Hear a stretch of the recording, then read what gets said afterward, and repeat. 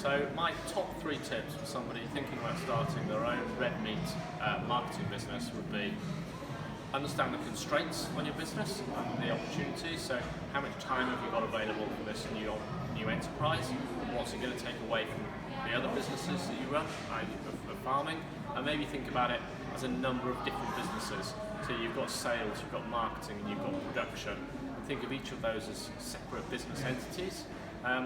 Second one would be to really understand your customer, who's going to be buying your product, where they are, who they are, how much they're willing to pay for a product, and then make sure that you can deliver that. And then the final one is to effectively never stop changing, in that marketing and selling food is such a dynamic business. Start to collect information from the moment you start in terms of your sales, who's buying it, your costs, and any other feedback you get, and keep monitoring that and evolving your business on a daily basis.